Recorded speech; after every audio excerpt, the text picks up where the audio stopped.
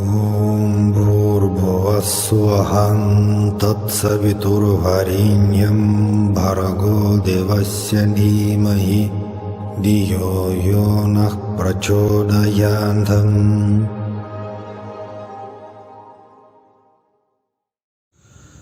Salam everyone. So let's speak about Sri Sathya Sai and his philosophy. Sri Sathya Sai Baba, our beloved Swami. Okay, oneness of all religions, oneness of all spiritual traditions, that's for sure one of the most important points of his message, his teaching. And actually, why in our culture, in human culture, we have actually religion? This question may sound pretty strange, but it's not strange at all, because we have religions, Hindu, Buddhist, Islamic, Jewish religion, Christianity, Daoism, and many other spiritual traditions, and all of them, they have certain founders, different avatars, divine masters, who in the past were born on this planet, and so that's how we have so many religions right now. And of course, the main purpose of any religion is, to help people to achieve enlightenment, to achieve salvation, to know God, or better to say, to experience God. But what we can see, observe right now, pretty awful thing. Most of the conflicts we have now globally, of course, some of them they have maybe purely political background, etc., but quite many of them they have unfortunately religious backgrounds. So it means this kind of absurd when religion supposed to help people to achieve peace, harmony, actually sometimes may create a lot of conflicts.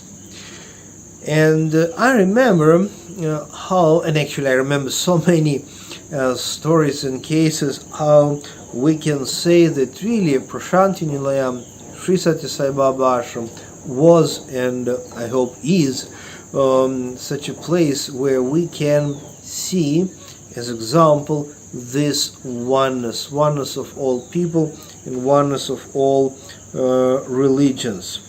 Of course, there are religious leaders who are they don't want, they're not willing to express this, to support this oneness, but at the same time we have fortunately quite many good and positive examples. And some of that examples, just now I have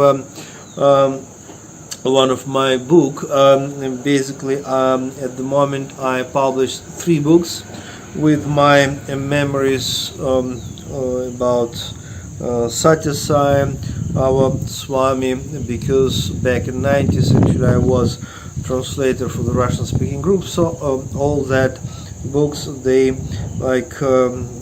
books with a lot of stories and personal memories. And I remember how in Prashanti Nilayam we celebrated Buddha Shakyamuni birthday. Of course, if you are familiar with the Buddhist tradition, you know that the major festival for the Buddhist tradition is the full moon, May full moon.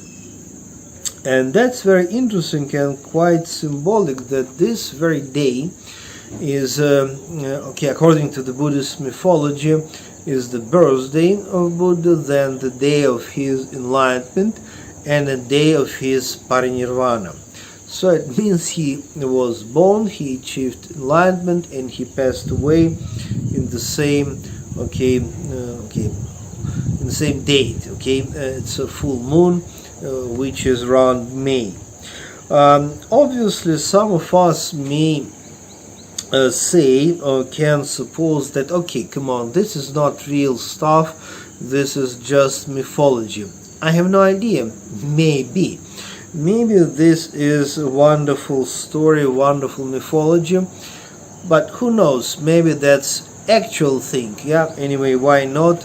Buddha could be born, achieve enlightenment, and pass away, like May full moon. Yeah, okay, why not actually? But of course, most probably that's quite symbolical. It's basically the same, like we don't know when Jesus the Christ was born. Okay, we celebrate in the end of December, but many scientists, Biblic scientists, they are sure that it was not end of December, and I know that some scientists, they suppose that Jesus Christ could be born in August, maybe even September, and there are many reasons why some scientists, they suppose this. But birthday of ancient great masters, it's a huge mystery.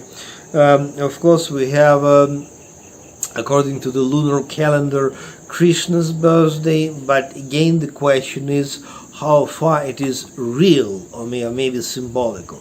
But that's not really important. So for me, at least now, important is that, okay, we have a number of very famous Buddhist masters, and one of them, His Holiness the Dalai Lama, and also another one is also His Holiness Karmapa. Well, some of you may know that there are actually, let me see, something like 6 Buddhist schools in Tibetan Buddhism, and one of them, okay, Nyingma, Karma Kagyu, Drukpa Kagyu, Drikung Kagyu, Sakya, and number 6, Gelug. So I'm right, 6. And each of that school, they have their own leaders, traditions, different kinds of spiritual practices.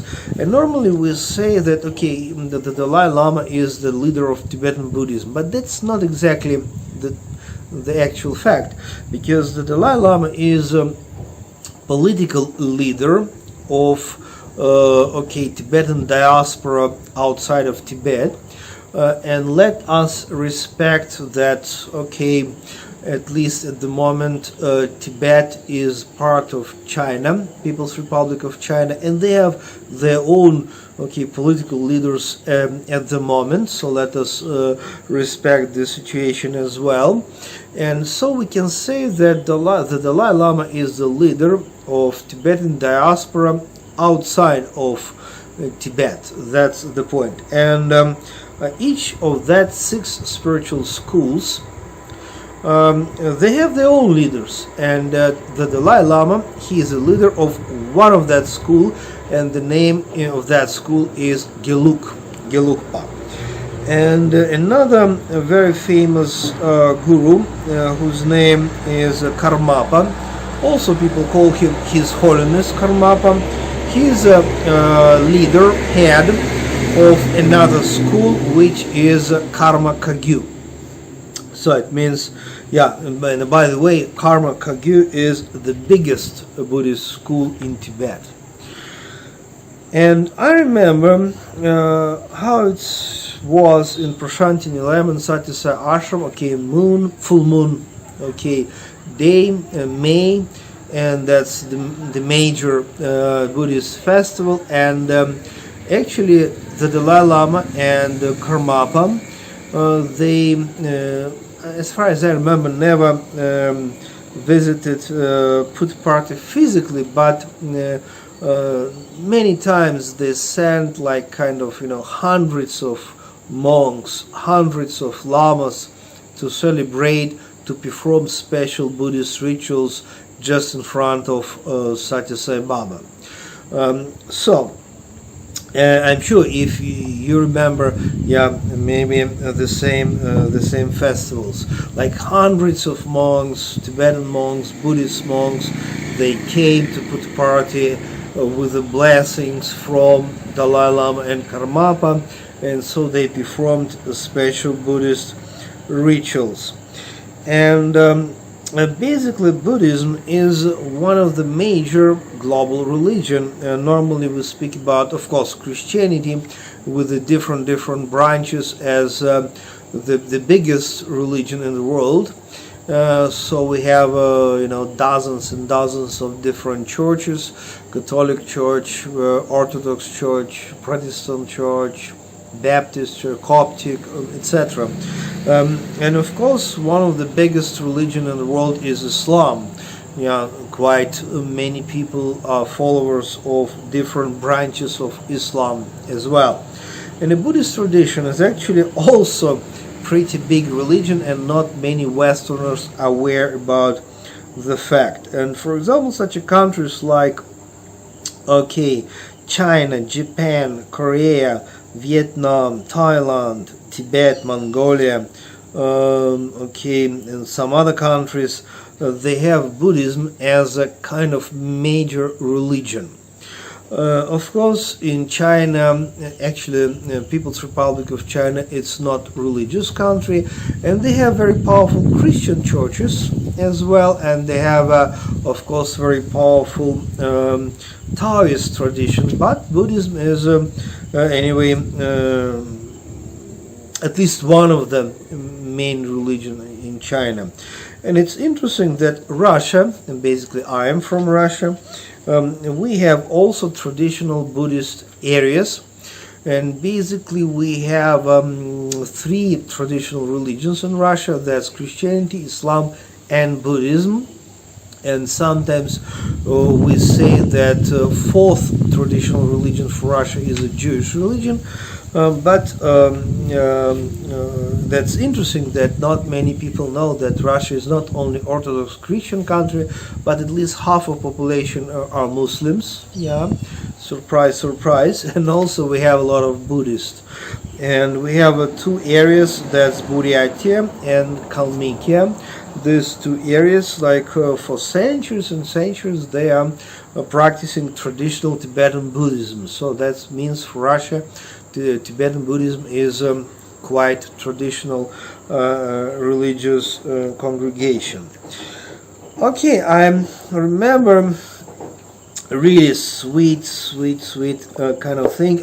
Maybe you remember as well that in Put Party, so let us come back to Put Party actually. When all the hundreds of Tibetan lamas, Tibetan Buddhist monks and nuns, by the way, when they performed that ritual every year, full moon May, so-called Buddha birthday, and they introduced to all of us very interesting mantra. I'm sure that you know that the most famous Buddhist mantra is actually Om Mani Padme Hum. And this mantra, Om Mani Padme Hum, very, very famous, and even non-Buddhist people sometimes practice this mantra, and this mantra of compassion and blessing, like mantra of grace. And the major deity of this mantra is Chinrezik, Bodhisattva Avalokiteshvara, Chinrezik. And the meaning of this mantra is just compassion. It's awakening of compassion. And I remember how these hundreds of lamas, with the blessings from Dalai Lama and Karmapa, they chanted this mantra in a slightly different way, which is extremely sweet. Om Mani Padme Hum Sai Baba, Om Mani Padme Hum Sai Baba, Om Mani Padme Hum Sai Baba.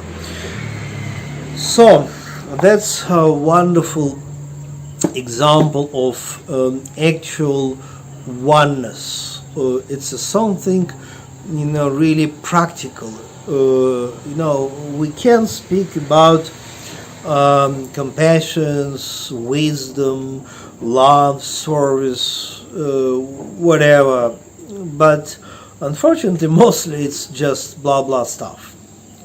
We need examples, we need proper actions, and especially it's very important when religious leaders they give us good, positive examples. It's like in a political, social world, we have so many good people in all different countries. But sometimes political leaders, they behave improperly, and that's really sad. And in the religious world, we have the same. People practice prayer, meditation, they do some service to the society and community, but some leaders are not supporting this oneness. And these stories, which we discussed just in this video, is a beautiful, brilliant example when great leaders of Buddhist religion, the Dalai Lama and the Karmapa, and they really always supported this global mission of Sathya Sai Baba, and that was really a wonderful example. I invite you to download for free all my books. At the moment I have 3 volumes, and all the links next to the video. And let me emphasize, I just distribute it for free download, free domain. So read it. I hope you will benefit, enjoy. That's my personal memories, personal stories about Sri Sathya Sai Baba, his wisdom, his miracles, his sense of humor, different stories, transforming stories. Saram, God bless you.